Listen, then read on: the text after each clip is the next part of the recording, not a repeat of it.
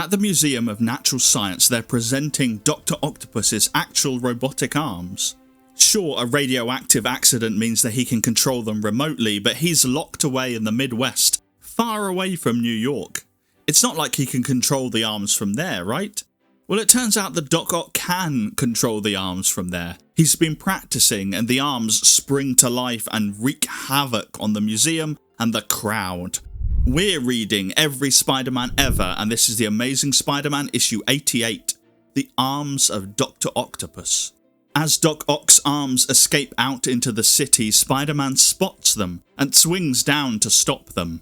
They're less responsive than usual due to the distance that Doc Ock is controlling them from, but they're still able to untangle themselves when Spidey ties them in knots, and they destroy a wall, distracting Spider-Man into saving civilians while the arms flee.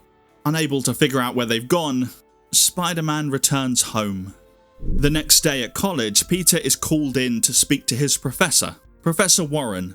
Warren reminds Peter that he's on a scholarship, and that his grades are slipping. In fact, Peter's absent more than he's here. Is everything okay? Warren asks.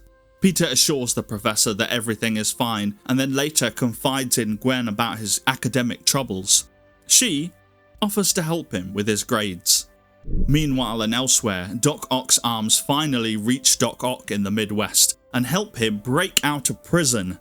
And nearby, Jonah Jameson is granted access to a private jet by his son, a jet that's flying a General Sue to the UN.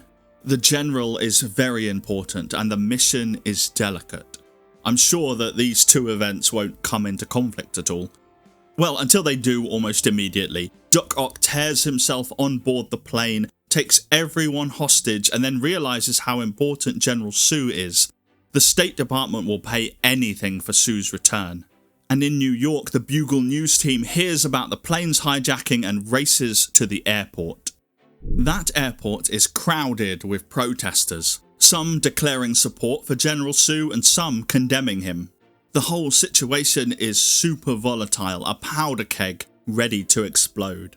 And when the plane lands, holding Doc Ock, General Sue and the hostages, the crowd rushes towards it, and the Doctor demands space. Luckily, the crowd also gives Peter time to sneak away, become Spider-Man and webline his way onto the roof of the plane.